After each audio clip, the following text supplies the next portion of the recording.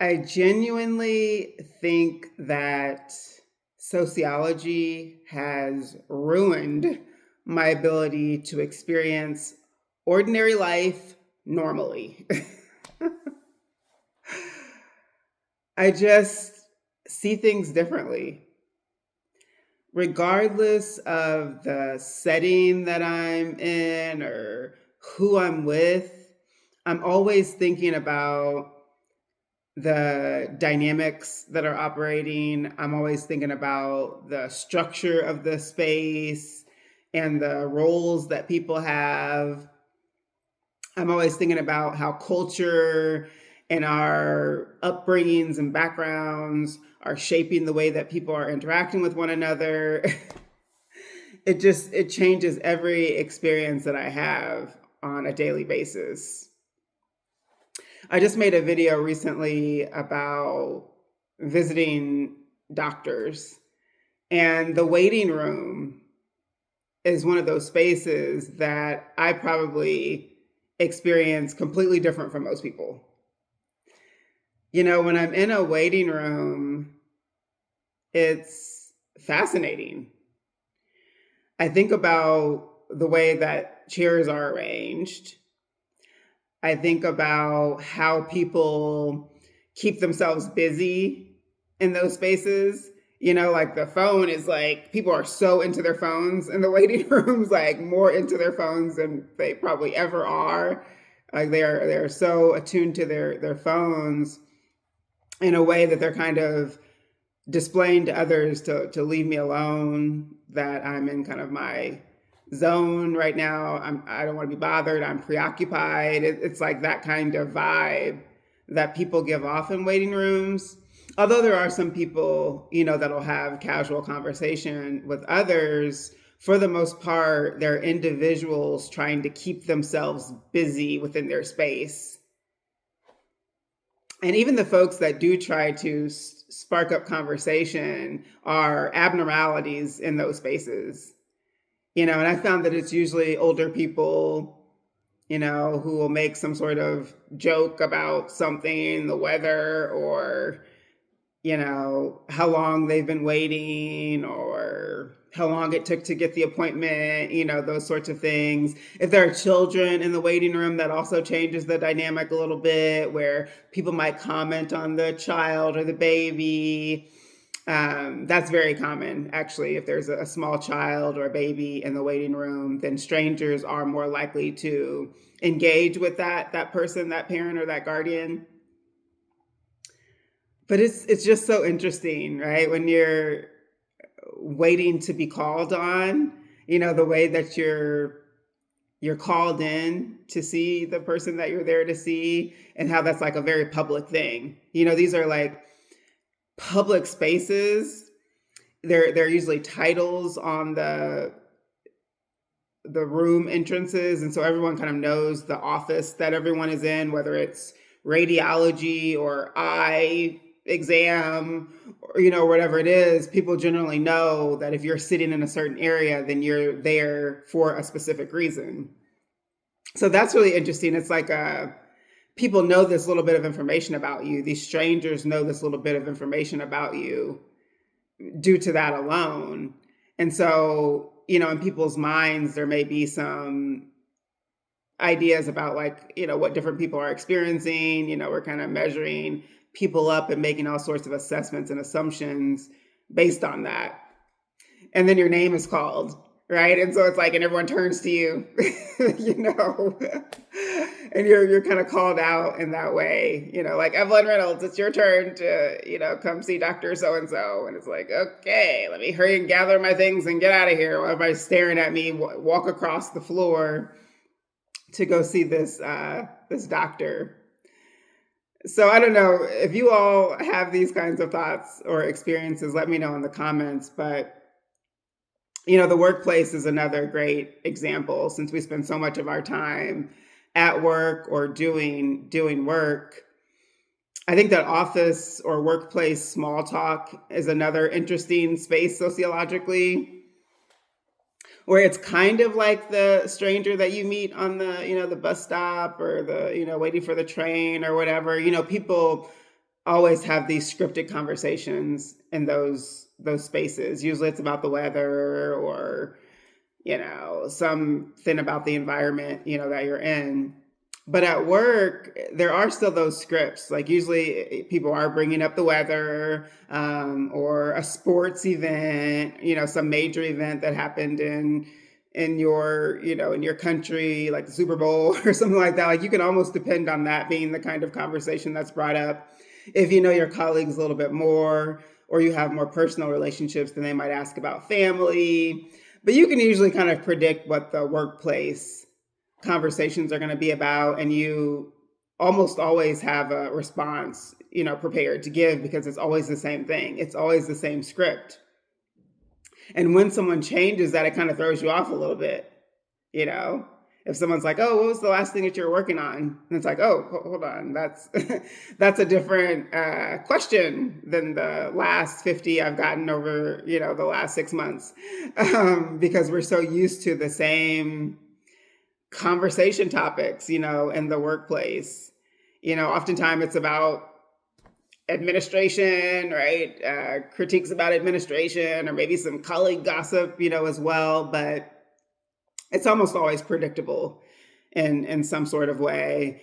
And emails are the same way. Workplace emails, which are so annoying for most of us, aren't they? But as a sociologist, I think about the frequency of emails that I get, during a given period, usually the Monday through Friday, workday that I have.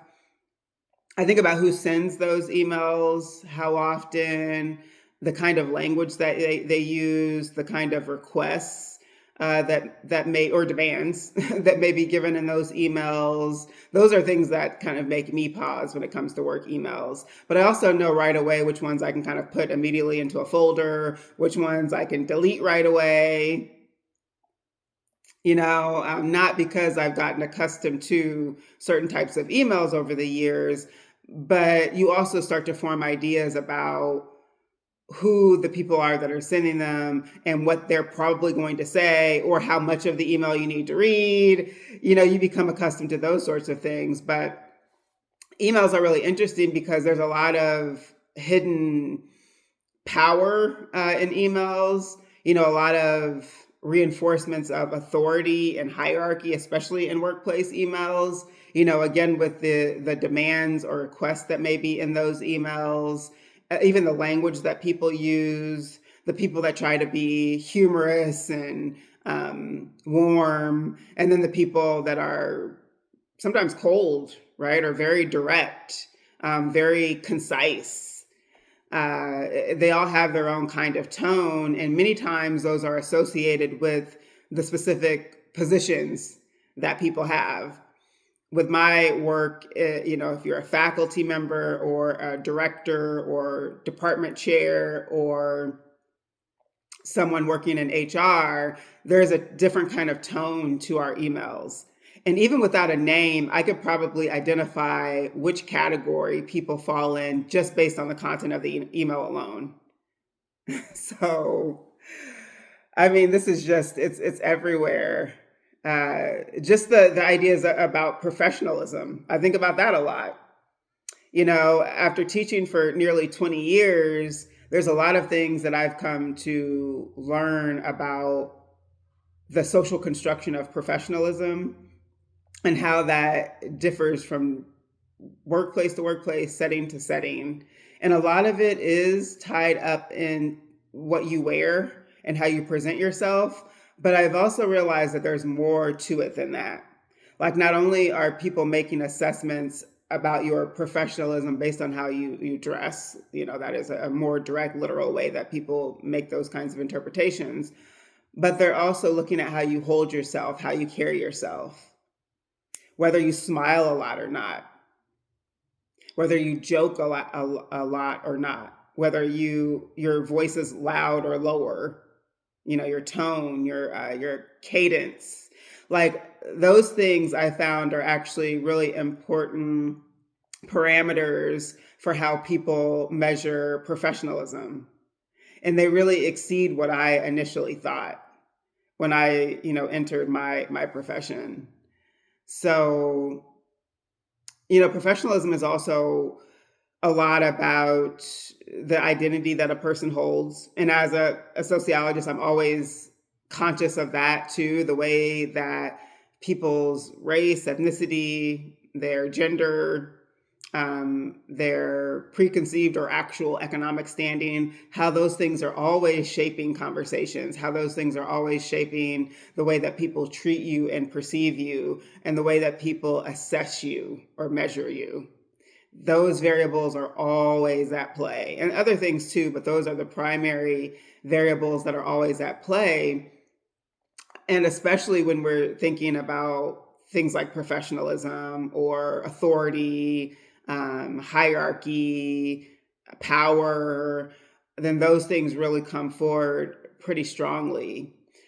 And I've come to realize that you don't need to dress formally, right? Or in a way that you assume you would need to dress for certain professional workspaces, if you are a person of a certain identity.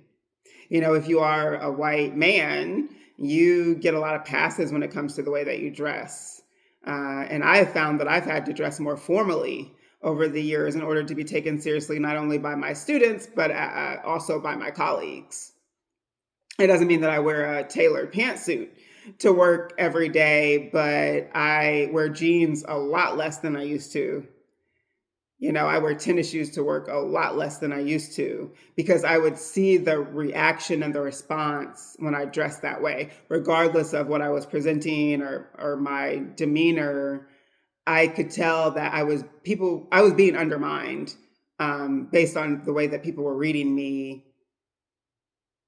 by what I was, what I looked like, how I was dressed. As ridiculous as that is, these are things that are happening all the time. And so I'm very, very aware of those things. And I guess the last one, because I could go all day, these different ways that I'm always kind of thinking about things differently. But gym culture, how many people go to a gym or recreation center? I am not one of those people that go to the gym every day or every week. You might find me there a few times a month. I prefer to just be outside, like walking or running, and it's a whole other thing that I might talk about. But gym culture is really interesting, and that's easier for me to describe immediately, because it's a space that's also very structured. You go to a specific facility that is a gym or a recreation center, and that space alone, the structure of that place alone, has its own written, kind of mission statements and goals, and people come there with very specific intentions, based on what they expect from what they know about that place, right? And so this could be Planet Fitness or the YMCA or whatever place that could be called, a gym space. But those are fascinating places for me when I do visit them. And maybe a reason that I don't visit them as much, because I sense so much of this and it makes me uncomfortable. Dress, the way that you dress yourself for gym spaces is very important. It's very gendered. I am a person that covers my body, for the most part, long sleeves pants. So I'm not dressed like most people in the gym that are definitely showing some abs, some arms, some legs. Like over 90% of the people in the gym are showing something like that. So right away, that makes me kind of stand out in those sorts of spaces, and especially with women, who might have more form-fitting clothing on, leggings or a sports bra, or something like that. Where if you're more kind of modestly dressed, then you kind of stand out in those sorts of spaces. But even for men, it's more acceptable for them to wear spandex, in a gym, or wear tighter fitting clothing in that space. And I imagine that most men wouldn't wear some of the things that they wear to the gym in everyday life, just if they're on like a casual walk or errand, or on a weekend or something. There's probably a specific way that men are willing to dress in a gym versus how they dress outside of a gym. something to explore, but something that I think is the case. Um, so the dress alone in the gym environment is really significant, but there's also, some things about what you do to exercise, the way you exercise, what equipment you're using. And people make a lot of assertions and assumptions about that as well, whether you're lifting weights or whether you're jogging on a treadmill or running on a track or using a tension cord, whatever. And even those kinds of things are gendered. How many women do you see on the equipment where you're lifting the bars, right, with some weights on each side? I do see some women doing that, especially, in our contemporary era. I see more women doing that than in the past, but it's still not extremely common for women. And I still get funny looks when I go over there just to lift dumbbells. I mean, even when I'm going to just lift some dumbbells, there are men looking at me or other people looking at me like I'm doing something abnormal. So that's kind of interesting, that how gendered those spaces are, even though the logic or the function, right, of the gym is for everyone to go and work out, exercise. And so you would think that all equipment would be open to anyone, and everyone would assume that anyone could use any particular type of equipment. And while you can literally use any kind of equipment, there are still expectations and assumptions that other people have about the kind of equipment that you should use as a woman or as a man or as a person of a certain age. Right? There are spaces in a gym where people under the age of 18 can't even go. And of course, a lot of that is due to safety precautions. But a lot of that is embedded assumptions about what people of a certain age can do. And then the class offerings, swimming classes, yoga classes, Zumba classes, all of those things really bring up age, I think, as well. The people that meet really early in the morning for the water yoga are probably a very different crowd than the people that are in the Zumba class in the afternoon. And that might be a different group than would be in the 7 p.m. Weight class. You know what I'm saying? So that's where age really creeps up as well, where you start to see people sector off into these different kinds of classes. So I think you get the point, and you see how having knowledge of culture and social systems is a wonderful thing. I love being able to see underneath what's on the surface. I love having an enhanced perspective on things, and a broader knowledge of the world around me is a wonderful thing. I wouldn't have it any other way. But it also just kind of makes some things less, not enjoyable, but less casual, I guess, because everything has meaning. I understand everything to have meaning. And I can't like push that down or push that away. Once you see it, you can't unsee it. So thanks for watching. This is Class with Prof. Eve, where sociology helps us to make sense of everyday life. I hope to see you in the next video, and don't leave before you like, share, and subscribe. Peace.